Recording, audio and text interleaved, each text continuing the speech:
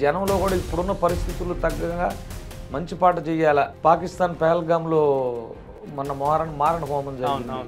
హిందువులు రాళ్లకు మొక్కుతారు, చెట్లకు మొక్కుతారు, నీళ్లకు మొక్కుతారు. ప్రకృతి మొత్తం భగవంతుడు ప్రసాదించినవి. రాళ్లకు మొక్కేటి హిందువులంరా, ఆ రాళ్లతోనే కట్టినది నీ గృహమురా.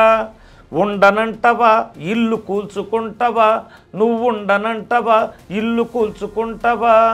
చెట్టులకు మొక్కేటి హిందువులంరా, ఆ చెట్లే నిలిపినది నీ ప్రాణమురా.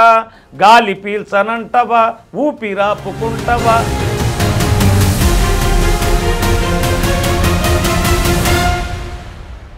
కోరుకుంటున్నారా ఎవరి మీద పాట వస్తే బాగుండు అని మేము అనుకున్నామండి. జనంలో కూడా ఇప్పుడున్న పరిస్థితులు తగ్గగా మంచి పాట చేయాల. ఇప్పుడు రీసెంట్గా పాకిస్తాన్ పహల్గామ్లో మన మారణ హోమం జరిగింది.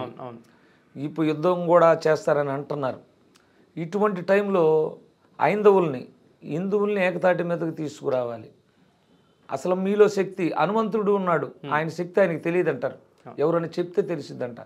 ఎట్లాంటి ఊపున్న పాటలు కనుక వస్తే వాళ్ళలో ఒక చైతన్యం, రక్కుల తిలక ఎట్లయితే అందరిని ఒక ఎదుగు మీదకి తీసుకొచ్చిందో, రామనామం భగవన్నామం అంతరించిపోతున్న టైంలో కుర్రకారును కూడా ఉర్రూతులిగించే విధంగా చిన్నపిల్లలు మొదలుకొని ముసలి వాళ్ళ వరకు స్టెప్పులు వేస్తున్నారంటే ఆ భగవంతుడు వచ్చాడు ఆ పాటలో, ఆయన విన్నాడు, ఆ పాటలో ఉన్నాడు. వీళ్ళందరి చేత నృత్యం చేస్తున్నారు రామనామానికి. అందుకోసమే అంత పవర్ఫుల్గా ఉండాలని ఆల్రెడీ ఒక పాటను నిన్నే పాడేశాను. అది ఈ వీక్లోనే వస్తుంది, రిలీజ్ అవుతుంది. అయితే ఈ వీక్లో అసలు బ్రహ్మాండంగా ఉంటుంది పాట. ఇది ఒక 2 లైన్లు మనం వినిపిస్తారా దానికి సంబంధించి? ఇది కూడా మా బాబు మణికంఠ రాశాడు. దమ్మున్న హిందువులం, గంగనీటి బిందువులం, సనాతన ధర్మానికి మేమంతా వారసులం. జై శ్రీరామ్ జై హనుమాన్, జై శ్రీరామ్ జై హనుమాన్, ఇట్లా ఉంటుంది అయ్యా పల్లవి. తర్వాత మన హిందువుల్ని కొంతమంది విమర్శిస్తూ ఉంటారు. హిందువులు రాళ్లకు మొక్కుతారు, చెట్లకు మొక్కుతారు, నీళ్లకు మొక్కుతారని. ప్రకృతి మొత్తం భగవంతుడు ప్రసాదించినవి, మనకు ఉపయోగపడేవి. అవన్నీ కూడా భగవత్ స్వరూపాలు, దేవుడిచ్చినవి. అవి కూడా దేవుడితో సమానం అని భావించేవాళ్ళు హిందువులు. కాబట్టే వాటికి మొక్కుతారు. అందుకోసమే చరణంలో ఏం రాసామంటే, రాళ్లకు మొక్కేటి హిందువులంరా, ఆ రాళ్లతోనే కట్టినది నీ గృహమురా. ఉండనంటవా ఇల్లు కూల్చుకుంటవా, నువ్వుండనంటవా ఇల్లు కూల్చుకుంటవా. చెట్టులకు మొక్కేటి హిందువులంరా, ఆ చెట్లే నిలిపినది నీ ప్రాణమురా. గాలి పీల్చనంటవా ఊపిరాపుకుంటవా, గాలి పీల్చనంటవా ఊపిరాపుకుంటవా. మేమెవ్వరి జోలికి వెళ్ళము, మా జోలికొచ్చారో అసలు వదిలిపెట్టము. ఛత్రపతి శివాజీ సంభాజీ ఖడ్గాలం, జై భవాని నినాదాలు పూరించే శంకాలం. దమ్మున్న హిందువులం, గంగనీటి బిందువులం, సనాతన ధర్మానికి మేమంతా వారసులం. ఎవరు రాశారు ఇది? మా బాబు మణికంఠ రాశాడు. చాలా అసలు చక్కగా ఉంది. అసలు నిజంగా ఏమేమైతే పదాలు పడాలో అసలు అంత ఎఫిషియెంట్గా పడి, అసలు మ్యూజిక్ కూడా అంత ఉత్సాహంగా గూస్ బంప్స్ వచ్చే విధంగా ఉంటుంది. రికార్డింగ్ అయిపోయింది, ఇప్పుడు మొత్తం రికార్డింగ్ అయిపోయింది. ఈ వీక్లో వదులుతాం. నిన్నే పాడాం ఈ పాట కూడా. ఎందుకంటే మనకి రీసెంట్గా మనం చూసే ప్రేక్షకులకి క్వాలిటీలు ఇవ్వాలని చెప్పి, అంతకుముందు మాది పూర్ ఫ్యామిలీ అంటే ఏ పూటకప్పుడు మేము ఆటోలు తోలేవాళ్ళం. అయితే పాటలు చేయించే స్తోమత లేకే ఇన్నాళ్ళు పట్టింది నాకు అన్ని పాటలు చేస్తున్నా.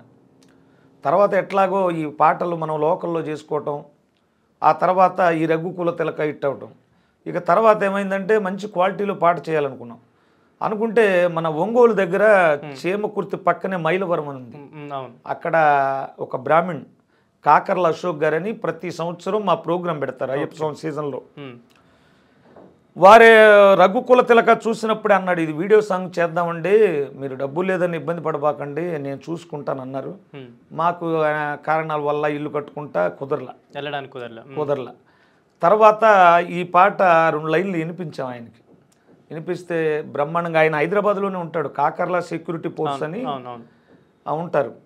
ఇక ఆయన నేను స్పాన్సర్ చేస్తానండి, మీరు మంచి క్వాలిటీలో చేయమంటే స్వరసుధ మ్యూజిక్ స్టూడియో అని నాగోల్ దగ్గర చేసాం. నిన్న పాడాం. అసలు ఆ పాట వచ్చిన తర్వాత ఇంకా ఎట్లుంటుందో ఫేవరు, ఇంకొక సెన్సేషన్ రాబోతుంది. సెన్సేషన్. ఎందుకంటే ఏంటంటేనే అట్లా ఉంది. గూస్ బంప్స్ వస్తాయి అయితే అందరికి. మ్యూజిక్ కూడా సూపర్ కుదిరిందయ్యా. కాదు, ఇప్పుడు మీరు మామూలుగా ఆటో డ్రైవర్ అని చెప్పారు, ఆ పని వృత్తి చేసుకుంటూ ఇది చేసేవాళ్ళ, లేదంటే కంప్లీట్గా అది మానేసి ఇప్పుడు ఇది ఈ వృత్తిలోకి అది వచ్చారు? మానటమే లేదండి. నేను మొదట్లో మా బాబు పుట్టక ముందు ఆటోలో పాసింజర్లు తోలేవాడిని. అప్పటి నుంచి ఆటోనే. ఇక ఇట్లా ఆటో తోలుతా ఉండగా కొన్నాళ్ళ తర్వాత మనం తిరగలేకపోతున్నాం, బాడీకి తోలలేకపోతున్నాం, వయసు కూడా సహకరించటల్లా మా బాబు పుట్టిన తర్వాత. ఇక చిన్నగా రికార్డింగ్స్ వచ్చినాయి కదా ఇప్పుడు, పెన్ డ్రైవ్లో చేసుకోవటం అవి చేయటం. మా బాబు ఏమనేవాడంటే అప్పుడు మైకులో చెబితే 300 ఇచ్చేవాళ్ళు అనౌన్స్మెంట్, సినిమాలకని ఓపెనింగ్లకని. ఇక మా బాబు ఒకరోజు కంప్యూటర్ కొనమన్నాడు మామూలుగా తనకు కావాలని. తర్వాత తను ఆడుకుంది లేదు, ఆ గేమ్స్ ఆడింది లేదు, పెట్టింది లేదు. తర్వాత నాన్న ఇట్లా మౌత్లో చెప్తే ఎందాక చెప్తావు, ఇందులో రికార్డింగ్ చేసే అవకాశం ఉంటుందని గూగుల్లో చూసి ఆ రికార్డు చేయటం నేర్పించాడు. ఇక అక్కడి నుంచి మన వాయిస్ బాగుండటం వల్ల చుట్టుపక్కల పరిసర ప్రాంతాల్లో ఏ సినిమా రిలీజ్ అయినా, ఓపెనింగ్లైనా కొంతమందికి రికార్డ్స్ ఇస్తూ ఉంటా. ఒక నేను 2 ఆటోలు ఏర్పాటు చేసుకున్నా, దాని మీద మైకులు కట్టుంటాయి. అనౌన్స్మెంట్ ఉంటే వెళ్ళటం మా బాబు నేను, లేకపోతే ఇంటికి ఉండటం. అదే మీ జీవనం. అది చేయటం, ఖాళీగా ఉన్నప్పుడు ఏదైనా సాంగ్స్ ఇట్లా చేసుకుంటూ ఉండటం, ఇట్లా చేస్తూ ఉంటాను అనమాట. సీజన్ వచ్చినప్పుడు ఇక అక్టోబర్ నుంచి మాల వేసుకుంటాం, ప్రోగ్రాలు చేస్తాం. మొత్తం అయ్యప్ప స్వామి భజన సీజన్ 15 మంది ట్రూప్ మాది. కొండల స్వామి అయ్యప్ప భజనలని ఏ ఊర్లోనే, విశాఖపట్నం దగ్గర నుంచి స్టీల్ ప్లాంట్లో చేసా, కడపలో చేసా, సత్తెనపల్లి, విజయవాడ, హైదరాబాద్ అట్లా చేస్తూ ఉంటాం. మొత్తం సీజన్ మొత్తం ట్రూపే ఉంటుంది. సౌండ్ సిస్టము, ఆర్కెస్ట్రా, పాడేవాళ్ళు అందరూ ఉంటాం.